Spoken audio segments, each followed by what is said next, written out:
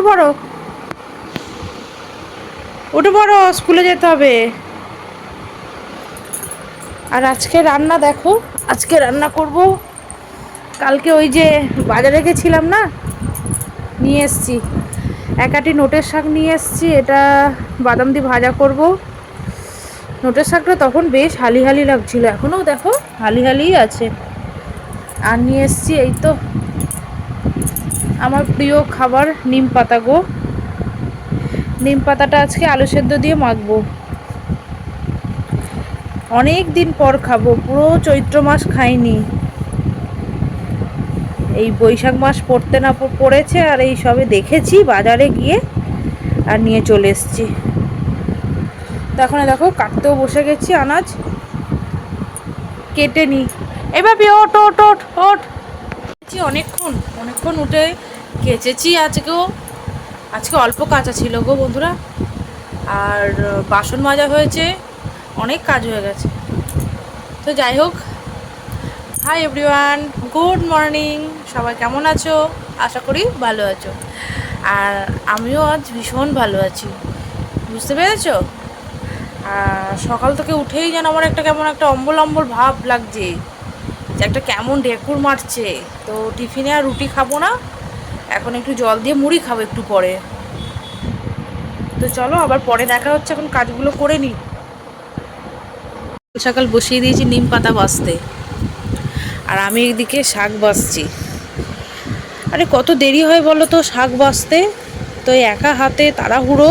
তো ওই জন্য ছেলেকে বললাম তুই একটু বেছে দে সোনা, তো একটু নিম পাতা বেছে দিচ্ছে। আর এদিকে আমি শাকটা বাছছি গো, যদি একটু তাড়াহুড়ো মানে তাড়াতাড়ি হয় তো।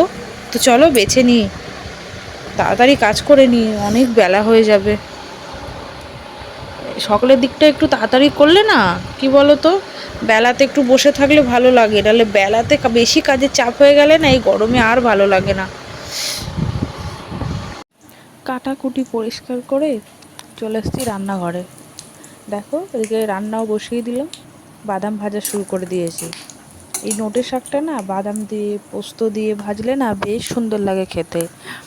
কিন্তু কি করব গো বন্ধুরা, গরিব মানুষ, পোস্ত দিয়ে তো আর হয় না, তাই বাদাম দিয়েই ভাজছি।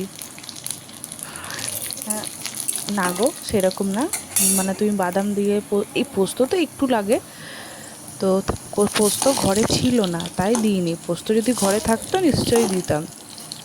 পোস্তটাও দিলে বেশ বেশ সুন্দর লাগে খেতে। তো দেখো এদিকে কড়ার মধ্যে বাদাম ভাজার পর যে তেলটা ছিল ওটার মধ্যে শাকটা ভেজে নেব। তো দিয়ে দিয়েছি গোটা গোটা রসুন আর একটু পাঁচফোড়ন আর একটা শুকনো লঙ্কা। রসুনটাও যে থেতো করে দেবো সেটাও সময় নেই, সকালে এতটা পরিমাণে তাড়া থাকে। তো রসুনটা ওই কড়ার মধ্যেই কেটে কেটে কেটে কেটে দিচ্ছিলাম।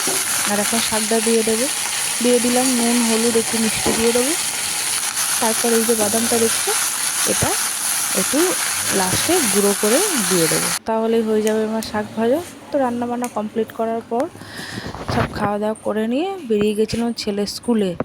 ছেলে যাচ্ছে ছেলের স্কুলে, আর আমি যাচ্ছিলাম আমার কাজে। তো তিনজনেই একসাথে বেরোবো আজকে, তো ওই জন্য সকাল থেকে ভীষণ পরিমাণে তাড়া ছিল।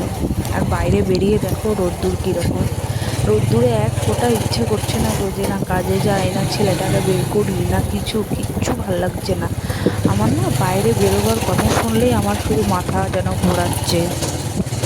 যেই সকালে টিফিনটা খাওয়া হচ্ছে তারপরেই ভাবছি ও তো বেরোতে হবে, এবার স্কুলে যেতে হবে, মানে ছেলেকে স্কুলে যেতে হবে, আমাকে তো কাজে যেতে হবে, এমনি মাথা ঘোরাচ্ছে। যাই হোক কোনো রকমে এসে ছেলে তো চলে গেছিলো স্কুলে, আর আমি ওদিক দিয়ে টিকিট কেটে মানে মান্থলি কেটেছিলাম, সেই লাইন কেটে নিয়ে এসে চলে এসেছিলাম। তো সেই দৌড়ে দৌড়ে এসে ট্রেনটা ধরেছি জানো, আর ট্রেন চলে যাচ্ছিলো, দৌড়াচ্ছি তো। আর এদিকে দেখো যাই হোক সারাদিন কেটে গেল। তো এখন সন্ধ্যের সময় বাড়ি ফিরছি, সেই একই ঝামেলা। তখন দৌড়ে এসে ট্রেন পেয়েছি সকালের দিকে, আর এখন বসে আছি ট্রেন নেই। প্রায় আধ ঘন্টা মতো বসে, জানো কেন জানি না, ট্রেন নেই, সেই মশা কামড়াচ্ছে, মশা মারছি আর বসে আছি। আচ্ছা মানে স্টেশন পুরো ভিড়ে ভিড়। আর বাড়ি এসেছি জানো, অবশেষে ট্রেন পাওয়ার পর যখন বাড়ি এসেছি তখন ঝুলে ঝুলে বাড়ি আসছি, এরকম একটা অবস্থা। মহিলারা না বেশি বাজে হয় জানো তো, লেডিসে উঠেছিলাম তো, তো লেডিসে পুরো ঝুলছি, মানে মানে আমি তো মনে মনে ভাবছি আমি আর বাড়ি ফিরতে পারবো না। তো একজন দেখলাম, একটা মহিলা দেখলাম, মানে একটা আমাদের মেয়ে দেখলাম যে আমাকে টেনে ধরলো। মানে সব মেয়ে যে খারাপ হয় সেটাও বলবো না। তো যাই হোক, অবশেষে বাড়ি ফেরার পর একটু ফ্রেশ হয়ে নিলাম, আর আসবার সময় নিয়ে এসেছিলাম চপ, বেগুনি আর ফুলুরি। তো একটা করে ফুলুরি, একটা করে চপ, দেখো অর্ধেক ফুলুরি খাওয়াই হয়ে গেছে আমার। তুমি তো শুকনো শুকনো মুড়ি খেতে পারি না গো, একটু জল দিয়েই খেয়ে নিয়েছিলাম, ভীষণ জোরে খিদে পেয়েছিল। ওটা যেন অমৃতর মতো লাগছিল। ওই ফুলুরিটা খাওয়ার পর তারপর মুড়িতে জল ঢেলে খেয়ে নিয়েছিলাম। ওই শুকনো শুকনো মুড়ি খেলে না আমার গালের মাড়িগুলো না পুরো ছড়ে যায়, আমি আর পরে কিচ্ছু খেতে পারি না গো। আর ওদিকে খাচ্ছিলাম আর আমার বরকে বলছিলাম একটা পেঁয়াজ দাও না গো, আর আমার বর আমাকে পেঁয়াজ কেটে দিল গো। মানে এমনিতে লোকটা ভীষণ ভালো। তো যাই হোক, দুজন মিলে বসে বসে খাচ্ছিলাম, গল্প করছিলাম আর এই খেলা দেখছিলাম। কিছু কিছু সময় এই খেলাটা বেশ ভালোও লাগে, আবার এক এক সময় ভীষণ রাগ ধরে যে মানে খেলাটা কখন শেষ হবে, কবে শেষ হবে, এরকম। তো যাই হোক, খাওয়া দাওয়া করে ছেলে গেছিলো পড়তে। তো ছেলে যখন আসলো তখন আমার বর বললো ফ্রিজটা খোল। তো ছেলে খুলে এই তরমুজটা বের করলো। তরমুজটা নিয়ে এসেছিলো আমার বর, দুপুরে নিয়ে এসেছিলো। তো আর দুপুরবেলা আর বের করেনি আমার বর, ওই আমি আসলাম, এসে যাবো খাওয়া দাওয়া করে এই করে একটু রাত্রির দিকেই বের করেছিল তরমুজটা।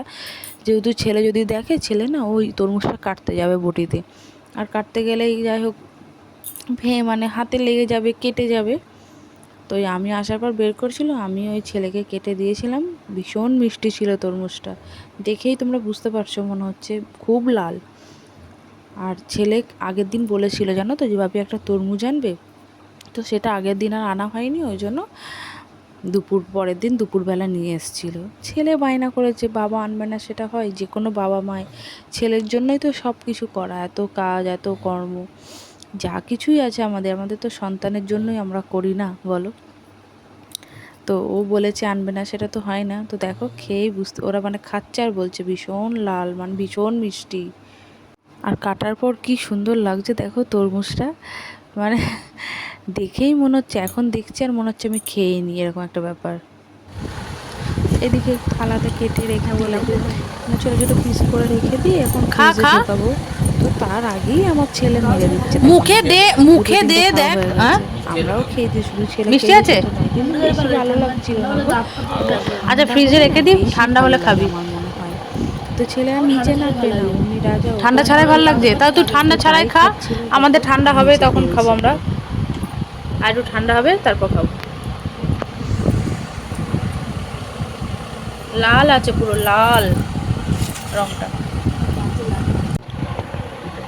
দেখো কি করলো নিচেটা, হ্যাঁ, ওপর থেকে খাচ্ছে আর নিচের ফেলছে।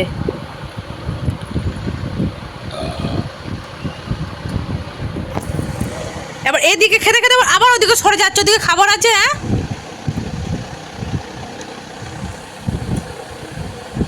কেমন খাচ্ছে দেখে,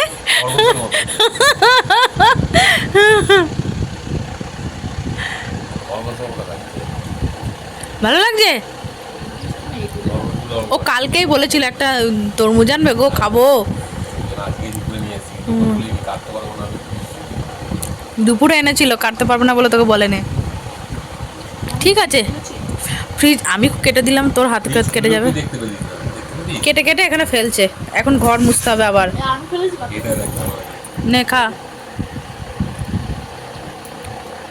আগের বারে বেশি খাইনি তরমুজ ছেলেটা আমার।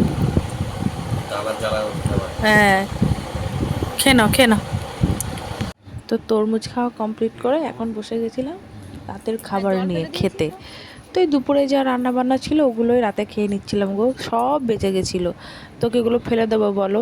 তো যাই হোক, ওই যে ছেলেকে ভাত দিয়েছি দেখতে পাচ্ছ, ওই ভাতের অর্ধেক ভাত ফেলে দিয়েছে। তো ওই যে চিকেন ছিল, চিকেন বড় বড় লেগ পিসগুলো ছিল, আর যা ছিল ওইগুলোই খেতে বসেছিলাম। একটু সিমুই ছিল, ওই মিলিয়ে ঝুলিয়ে খেয়েছিলাম। কিন্তু ওই যে নিম পাতা বললাম, করে গেছিলাম সকালে, আলু সেদ্ধ দিয়ে মেখেছিলাম, ওটা না মানে মুখে দিতেই আমার পুরো মুখ জুড়িয়ে যাচ্ছে, মনে হচ্ছে অমৃত খাচ্ছি, এত যে ভালো লাগে আমার, আমি কি করে বোঝাবো গো তোমাদের, আমার চোখ মুখ দেখেই তোমরা বুঝতে পারছো, মানে শান্তি পুরো আমার মন প্রাণ জুড়িয়ে যাচ্ছে পুরো ওই নিম পাতাটা মুখে দেওয়ার পর। পুরো মনে হচ্ছে নিম পাতা দিয়েই ভাত খেয়ে নি, মানে এত ভালো লাগছিল। বন্ধ হয়ে গেল দেখো, আর গুড়ি গুড়ি বৃষ্টি পড়ছে পুরো। রাত্রিবেলা কি হবে নাকি বৃষ্টি?